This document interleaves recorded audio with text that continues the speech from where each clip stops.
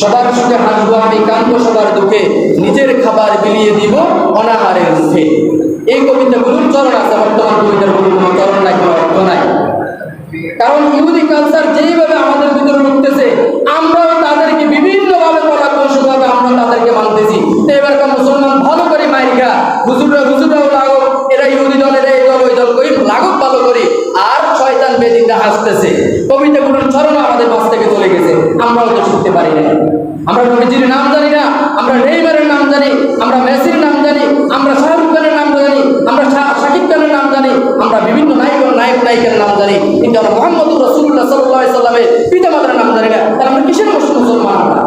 আমরা কেন মসজিদে আসতে চেষ্টা করি? আমাদের ছেলেমেয়েদেরকে আমরা শিক্ষা দিতে পারি না।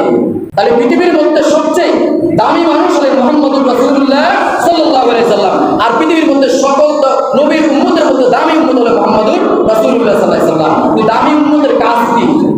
দামি উম্মতের কাজ হলো 5 ওয়াক্ত নামাজ পড়া, সঠিক পথে চলা, সুদ ঘুষ মদ জুয়াখোর এগুলো থেকে বিরত থাকা। কিন্তু মদ জুয়া ইয়াবা এইভাবে কিভাবে এক একটা থানার মধ্যে এক একটা গ্রামের মধ্যে কিভাবে ঢুকে সবাই কি দেখে না? সবাই ঠিক মতো দেখে, দলকে টিকানোর জন্য সবাই এভাবে আঁকড়ে ধরে রাখে।